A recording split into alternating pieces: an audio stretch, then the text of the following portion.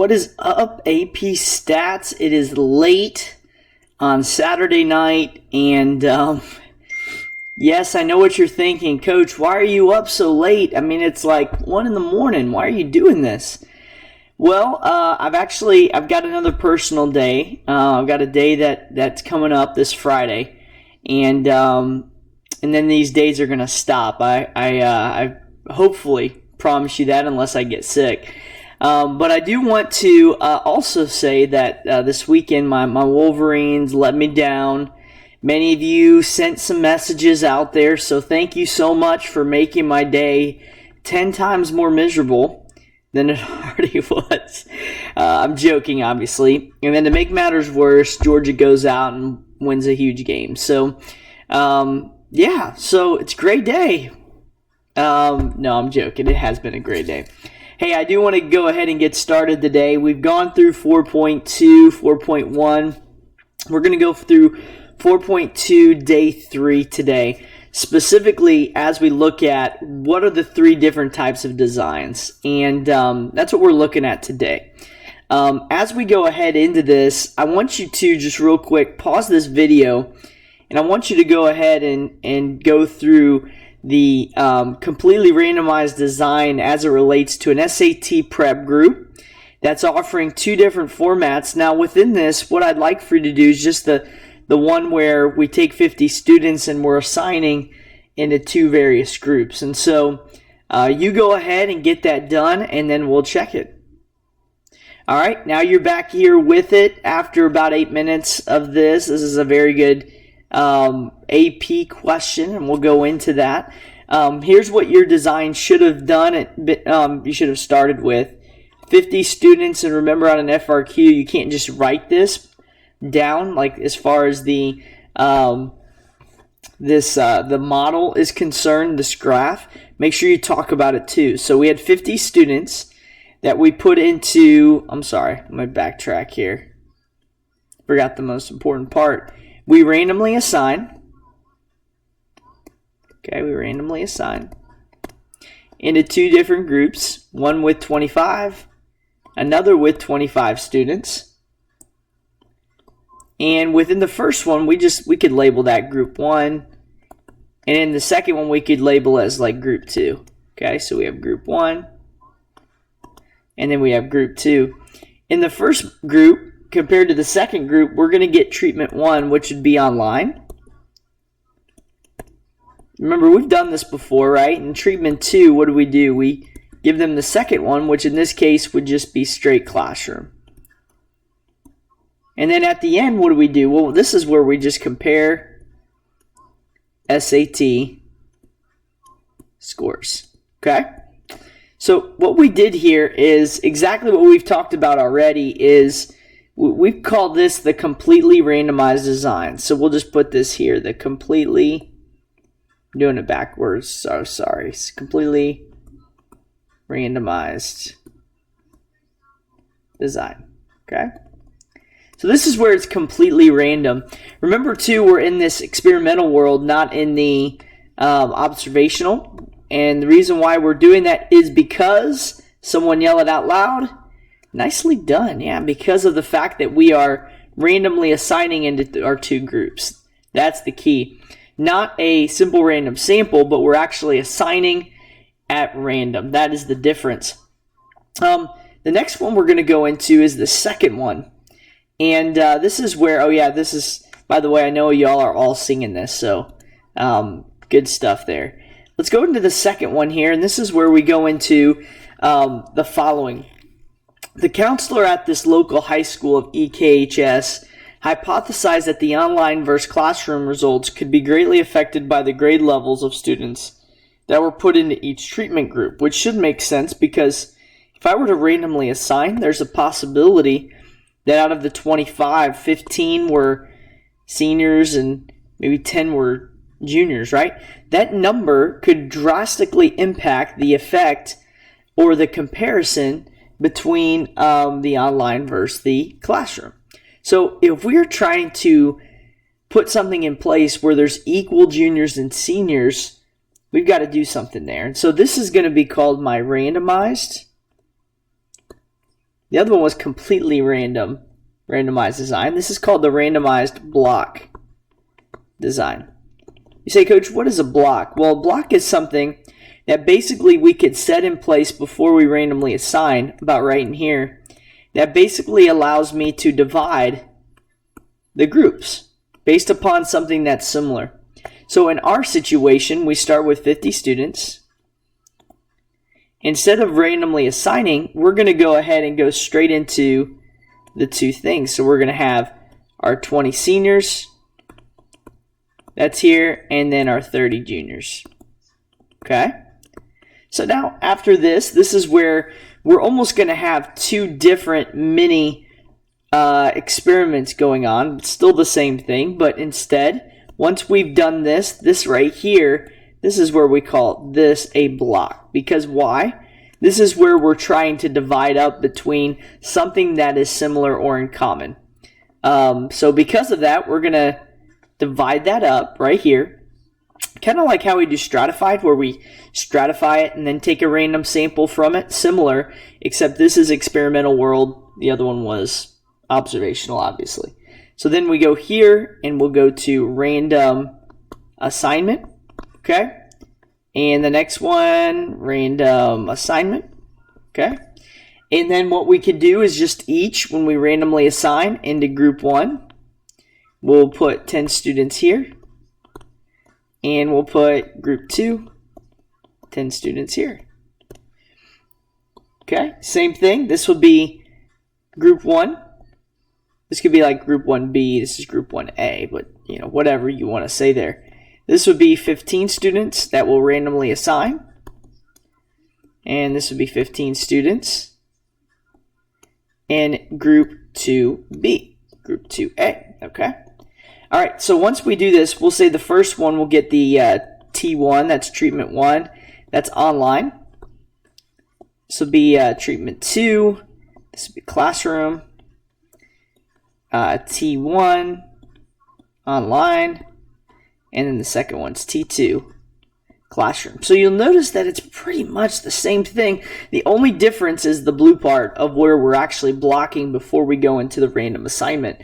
And those two will kind of be what we compare. So then we'll compare SAT scores, then we'll compare SAT scores.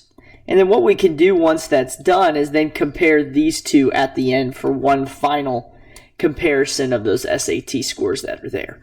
Okay?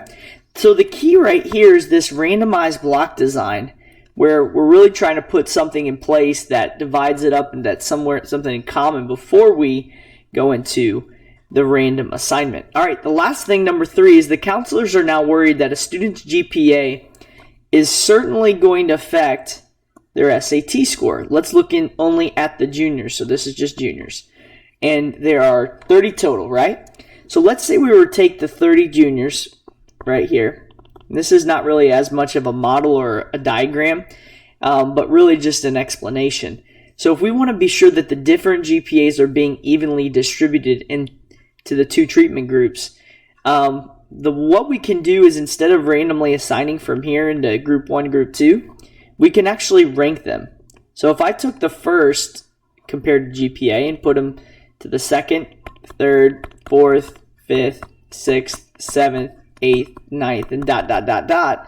What we can do is actually block them off based upon their ranking. It's like mini blocks.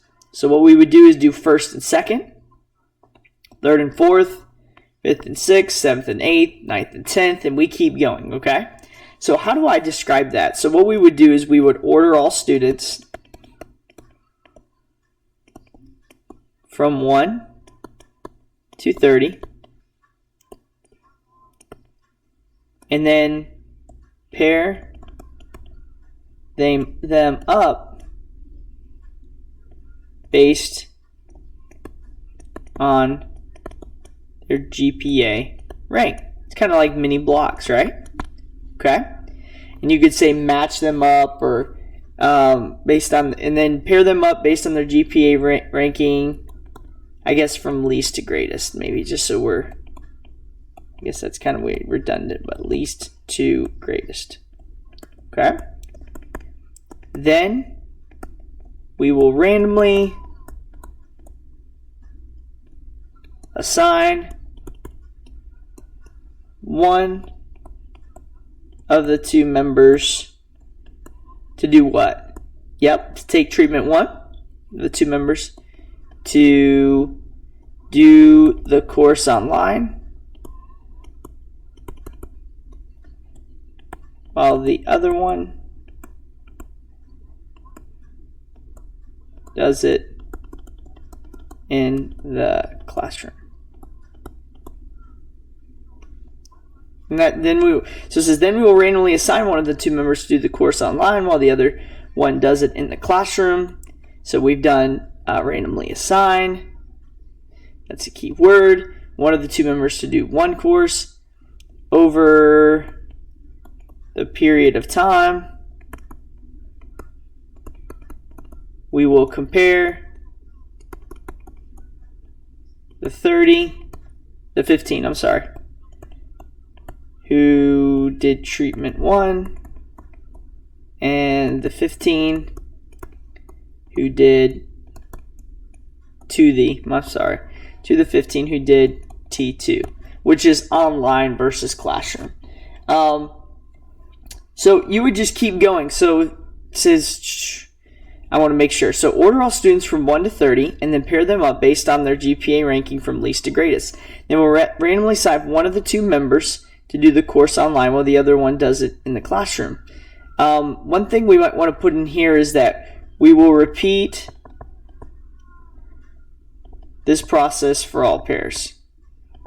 See, sometimes I have to add some things. Can't assume anything, right?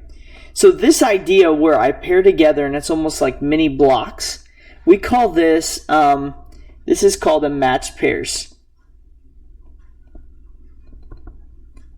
Match pairs design, which is a form of an experiment. So I take these two, take these two all the way to 30, from least to greatest or greatest to least. I pair them up. I randomly assign one to treatment 1 online, and then one to treatment 2, which would be the classroom, and then go from there. Okay, so these are the 3 different types that we have. Let's go to our next part here, which is just simply our golden nugget. You can go ahead and get this down. Blocked group of experiments, units that are known to be similar. Remember, we block them. This happens before randomizing, before random assignment. Okay. Match pairs is compare 2 treatments with blocks of size 2. So we're pairing them together and then randomly assigning them. 2 very similar experimental units are paired and randomly assigned to a treatment group. That also goes with match pairs. Randomized block design is when divide subjects into 2 blocks and then randomly assign them. That's there. So the blocks, remember, blocks are not random. You might want to put that down. Are not random. Okay? And why do we block? And this is the big thing. It's hard to see, but we reduce variability or the spread of the data being inconsistent based upon one common feature. And so if we block that, that allows us to really focus on things that are similar. Similar to stratified, we put similar people together, similar groups together. So when we randomly take a random sample, then we know that everyone is represented in that way. The one that we block normally is the one that is most strongly associated. So this one would be age group, right? Juniors versus seniors that we blocked, or could be GPA when we're talking about matched pairs. So that's important when we're looking at that together. Here's what I want you to do now, and you could always go back and pause this screen, by the way. I want you to go back, or I'll go through on number 3, and I want you to, on this, attack it together, go through it, see if you could figure it out. Pause this screen. This is I think this might be a homework question. Regardless, this is one that's really, really good off of 4.2. So check it out. I'll give you about 10 minutes, and it's about 10 seconds, so better pause this video, and then I'm going to go into the answer. So go ahead and get it down. I want you to try it by yourself, compare notes, and then go ahead and check it together. Okay? All right, here comes the answers. The answers are here. Go ahead and pause that there. And then this is also how you would grade it. So this might be beneficial too when we're talking about grading. It's A, and then this one's B. And this is how to grade it there. Okay? Good stuff. I think there's only 2 parts here. So if you got EE, that would be a 4. If you got an EP, that would be a 3. PP would be a 2. And a PI, I believe, would be 1. II would be obviously 0. So if you're kind of seeing where you're at, you can kind of figure that out as you go through there. Okay? Hey, I hope that was helpful for you. Go ahead, once you're done with this, if you have anything to work on, you could work on quietly, go ahead and do so. And we'll see y'all on Monday. Thank y'all for being patient with me. We'll check y'all out later. Have a phenomenal day, y'all. See ya. Bye.